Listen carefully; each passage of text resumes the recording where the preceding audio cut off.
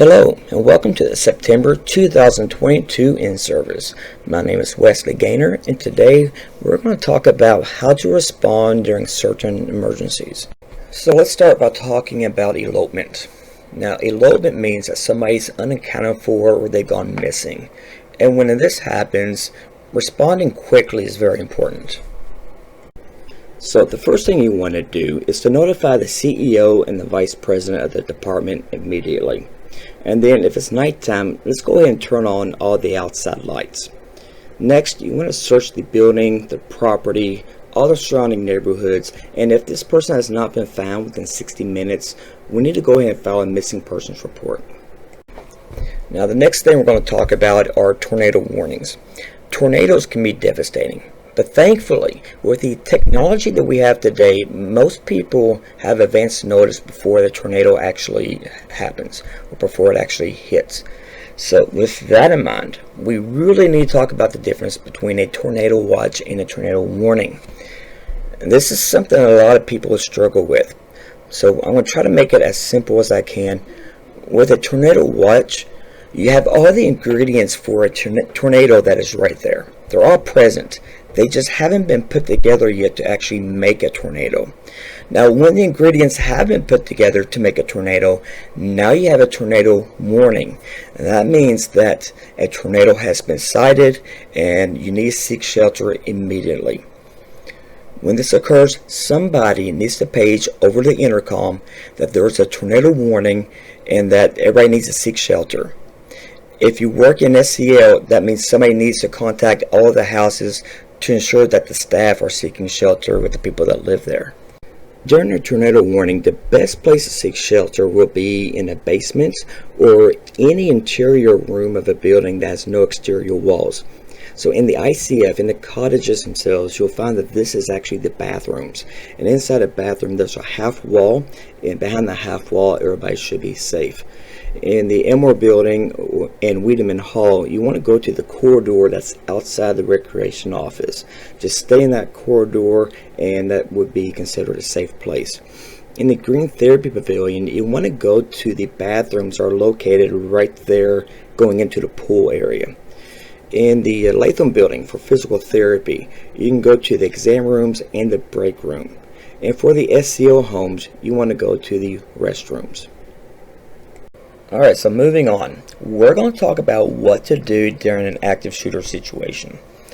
I have a video that I found that I'm going to show you, and it's a pretty good video, but keep in mind it was made for nursing homes and retirement homes. That's not to say though that a lot of the same principles don't apply, because they do. This video is going to give you some good tips and tricks of what you can do and how you can do it.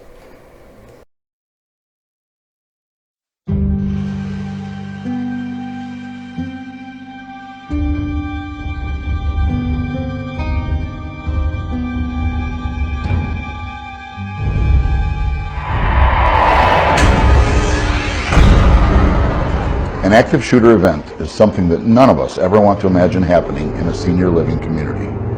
But the reality is that all places where people congregate, including senior living communities, are vulnerable. The essential goal of your training and preparedness is to minimize the loss of life. Senior living communities strive to be welcoming to family members and resident visitors. Even with controlled access, doors are often unlocked during normal business hours, and resident guests and vendors may have access to the community throughout the day and evening. The openness and accessibility of the community environment can make it easier for a dangerous person, an armed intruder, or an active shooter to enter and threaten the safety of the people inside. A shooter in a senior living community is unthinkable. The general rule is the farther away the shooter is, the more time you'll have to focus on yourself, your residents, and others. If the shooter is in a different part of the building, your greatest chance for survival may be to get out. If possible, move yourself, your residents, and others out of the building.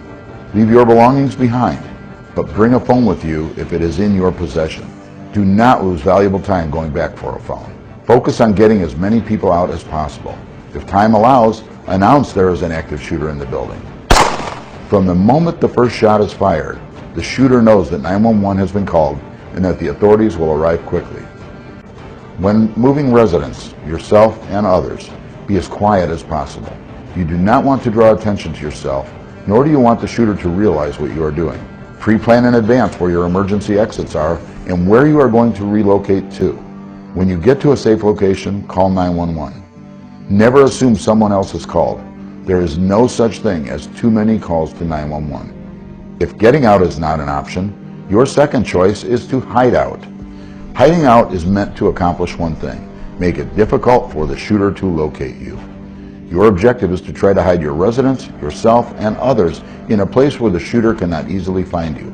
Be familiar with the building's layout and pre-plan the rooms that you could use as a hideout. The shooter will likely be moving quickly, seeking out as many targets of opportunity as possible, knowing the police are on the way. If you are hiding out in an office or a similar type room, turn off lights, lock doors, place heavy furniture or equipment in front of the door if possible, and move away from the door. Try to make the room look dark and unoccupied. It is highly unlikely that the shooter will take time to try to kick down or shoot through a door, knowing the police are already on their way and time is limited. Silence your cell phone. Turn the vibration mode off as well. Turn down the volume on two-way radio devices. Remain in this room until the threat has ended, and recognized leaders of your organization or the police advise you that it is safe to come out. Know in advance what rooms can be locked and incorporate these rooms into your planning and training. And remember, in a senior living community, moving multiple residents into one room that can be secured is a very viable option. An even more challenging situation you may be faced with is how to protect your resident and yourself in a resident room where the doors to the room cannot be locked. This is common in a skilled nursing environment or in a memory care unit. In such cases, we add our third element: keep out. Here, in the absence of locks on the doors, you will have to rely almost entirely on the contents of the room to secure entry and protect the residents and yourself. You do have a distinct advantage. Resident beds, some of which can weigh several hundred pounds, make an excellent barrier when placed against the door. Lock the wheels and use additional furniture in the room, such as dressers and chairs, to add weight and resistance. We want to use all of the resources available to us to keep the shooter from gaining access to the room. We typically think of heavy articles of furniture, but don't hesitate to use smaller items that can add weight and resistance as well. As a last resort, and only as a last resort, you may have no choice but to try to take out the shooter. In other words, fight back. Identify weapons of opportunity that you have available to you. Remember, many of the things we use in our day-to-day activities can become weapons of opportunity when needed. Fire extinguishers become impact weapons.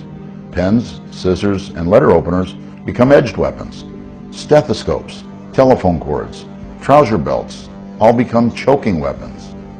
We don't typically think about them like this because that is not their intended use, but this is a life or death situation that requires quick decisions and actions if you are going to survive. When fighting back, commit to actions of disabling the shooter. There is strength in numbers. The more people you have to help you, the better your chances of survival. Strike the shooter hard, using surprise, aggression, and speed, and don't stop until he has been disabled. It is also important to understand that the first arriving police officers are not there to tend to the injured. Their job is to stop the shooter. Never approach the officers, run towards them, or make aggressive moves against them. Once police arrive, exit the building with empty hands, with your hands high and your fingers spread. Even if you know the officers, remain focused on your safety and the safety of your residents, and allow the police and the first responders to do their job. During an active shooter situation, try to run to safety. You want to get out of the building as quickly as you can, and make sure that you use every opportunity to alert other people and the authorities that you need help. And this could save a lot more people than just yourself. So when you're calling for help and alerting others, be sure you provide the exact location of the threat, and don't forget that you can send a text message to 911. They'll receive it. Just make sure, again, you have the exact location of the threat itself. Also, anytime you're using a Wendell Foster landline phone, you must dial 9 to get an outside line. So if you're going to call 911 from our phones here, you need to dial 9 and then 911. Now, if you can't run a safety, well, then your next step is to try to find somewhere to seek shelter. And when you get there, do everything that you can to make entry as hard as possible. You don't want somebody to be able to just open the door, walk in and see you. You want to barricade that room so that nobody can get in there. And once you're finished with this, you then want to take it to the next step of making preparations in case you need a fight. Okay, so we've covered that you need to run. And if you can't run, then we've talked about that you need to try to shelter in place somewhere, find a place where you can go hide. But if you are left with no other options, you cannot do either one of those. Then Wendell Foster recognizes that as a last resort, you may have to fight. Just remember, if you do take this action, it needs to be the last resort. No other options are available. And if that's the case, be very decisive in your actions and use whatever is available at your disposal to assist you. Now, hopefully the police arrive very quickly. They usually have a response time of 5 to 10 minutes. And during that time, they're going to enter the building and go to the last known location of the threat. The biggest thing for you to remember to do is to stay calm. Follow the directions, don't argue with them. Their goal is to keep you and everybody else safe. Now we're going to talk about sheltering in place. There are times in which we may be told to stay indoors, and that may be during tornado threats. It could be during any kind of disaster is happening that could affect the quality of air. But when that does happen, it's important that when we stay indoors that we shut all the doors, we shut all the windows, close the drapes and blinds, and ask any visitors that are currently here to stay and not leave. Once you've done all of that, your next step is to gather all of your essential disaster supplies, put them in a general area so that you have them for easy access. And finally, take every clean container that you have and go ahead and fill it up with water. That way you have access to it later on.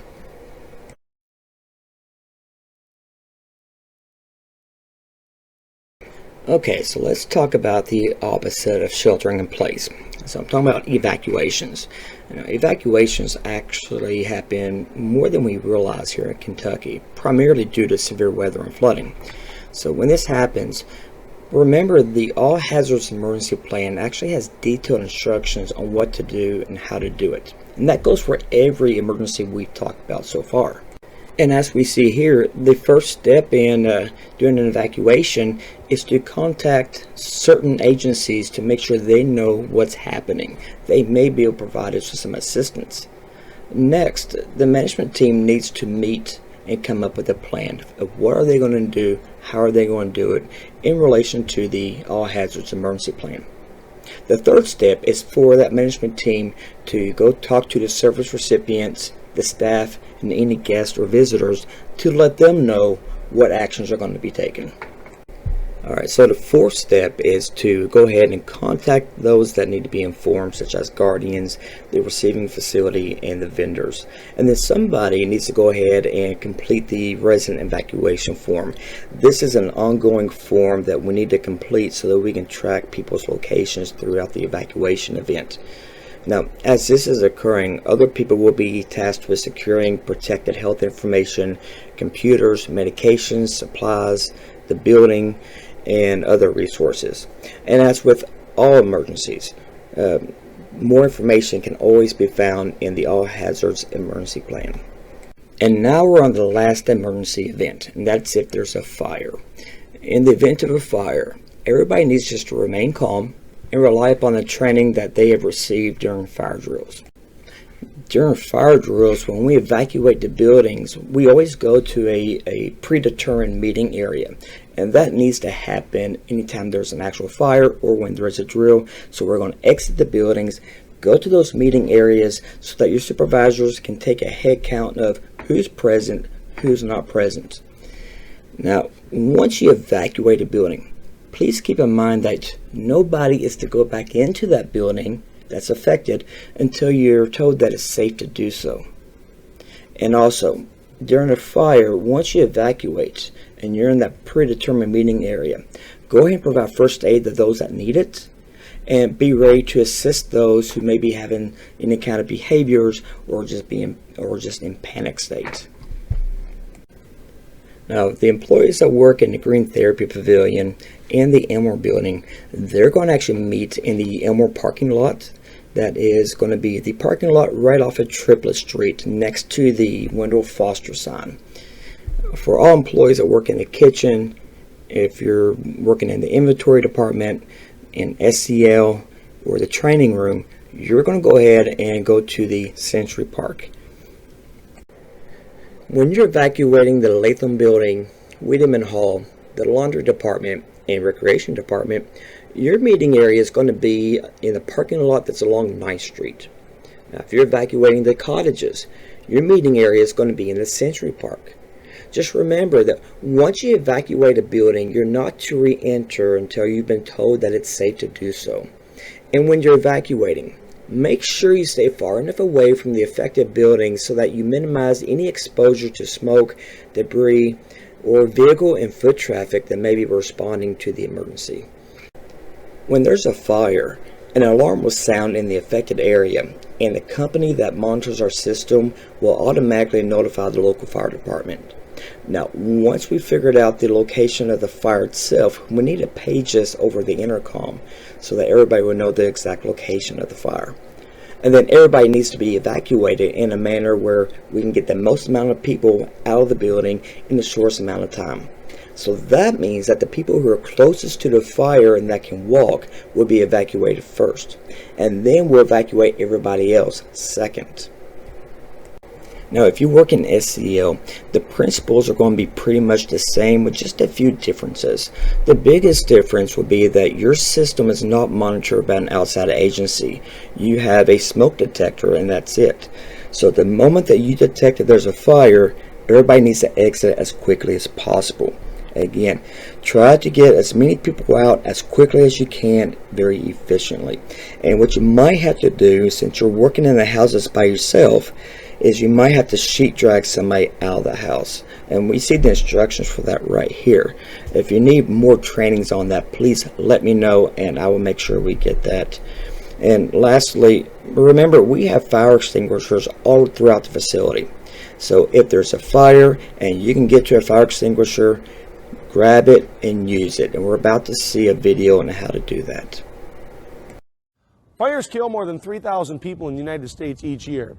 And if we're going to have to deal with these fires at home, in the office, in the shop, wherever, we have to know how to use a fire extinguisher. When you encounter a fire, you have to make a conscious decision. Is it worth me trying to put it out with a fire extinguisher? Should I just back out of there and call 911 and let the professionals take care of it?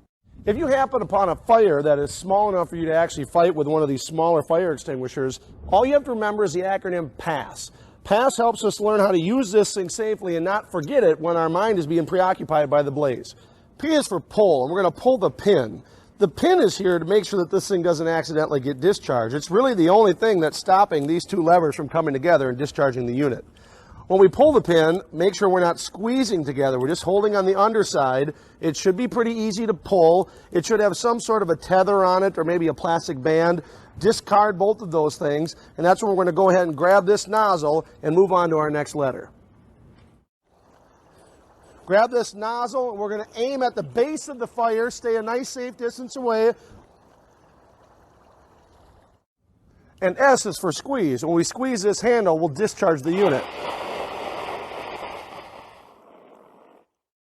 And the last thing we're going to do is sweep. We're going to sweep at the base of the fire and try to put out the flames from the bottom up.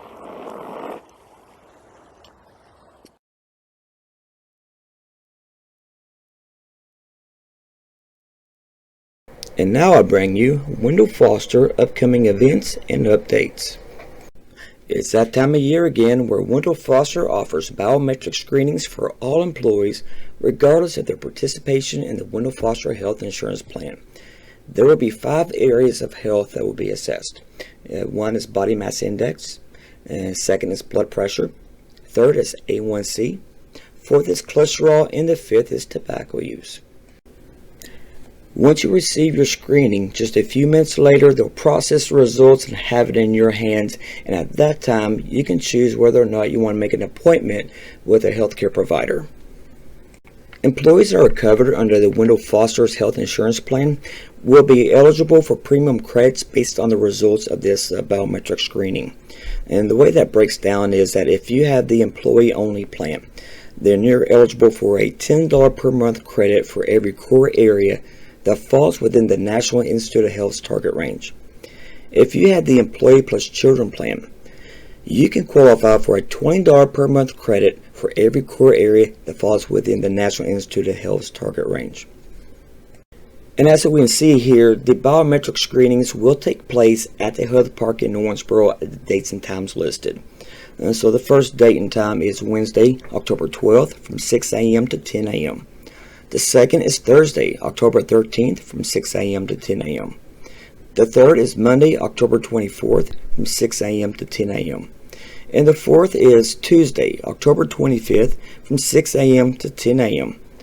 Employees who want to participate have to sign up for a spot on one of the above dates and times. And here we have a link where employees can sign up for their time slot, or you could also contact HR by email and they'll sign you up. I'll include this link on the test for this in-service. Also, any employee who does not attend one of the appointments at this date and time, they may not be eligible to participate in the screenings at a different time, and they may have their premium credit eligibility affected. So make sure you go to that link or you email HR so we can sign you up for that time slot. Please note that all of these signups are first come, first serve, and the prime appointments will fill up quickly. So you want to take care of this as quickly as possible. If you haven't gone through this screening before, don't worry, it's a very quick process. It usually lasts around 10 minutes, maybe 15 at the most. Now, employees are encouraged to go ahead and fast for 10 to 12 hours before your scheduled screening and only consume at that time black coffee, water, or any necessary medications. Employees that do have medical conditions are encouraged to speak with their healthcare provider to see if fasting is right for them. Now, it's also that time of year for us to talk about flu shots, and we'll have flu shots available to all employees free of charge, regardless of any insurance coverage, here on site on Wednesday, October 26th from 9 a.m. to 11 a.m. Again, it will be here on site Wednesday, October 26th from 9 a.m. to 11 a.m. If you wish to participate in this, you have to sign up to this event by Monday, October 24th. That way we can make sure we have enough vaccines ordered for everybody. So again, you must RSVP for the flu shot by Monday, October 24th. And you can do so at this link right here. And I will include this link also on the in-service test. And as you know, we've had a lot of activities this month, and that's because September is Employee Appreciation Month. As you can see here, we've already had three events marked off the calendar. Two were for lunch, and one was a snack event in the Century Park. But don't worry, if you missed those, we have one more event to go. That will be on September 28th in the Young Building. There's going to be a French toast bar set up from 10:30 a.m. till 12:30 p.m. So again, September 28th, show up at 10:30 a.m. till 12:30 p.m. in the Young Building for a French toast bar. Wendell Foster Special Needs Expo will be held on Saturday, October 22nd, 2022 at the Owensboro Convention Center. The expo is an opportunity for community agencies to collaborate in providing information about resources and services that will assist families. So again, if you're interested or have a family member that's interested, please show up at the Owensboro Convention Center on October 22nd, 2022. Okay, on November 12th, 2022, Wendell Foster will be having his 4th annual half marathon along with a 5K. Now, if you're interested in participating in either of these events, be sure to check out the Wendell Foster Half Marathon Facebook page, and you'll find instructions there for signing up. Don't forget that along with these events, we're also looking for volunteers.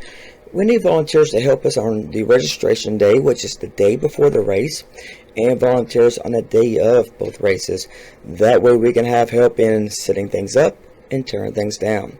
So if you're free to do any of these, please look on your test for the website that I will place on there along with a QR code. Either one of these will take you to the web address that you can use to sign up. If you have any questions on this, please don't hesitate to contact Sarah Poole. And that concludes the September in-service. Please have all your tests turned in to me, Wesley Gaynor, by October 3rd.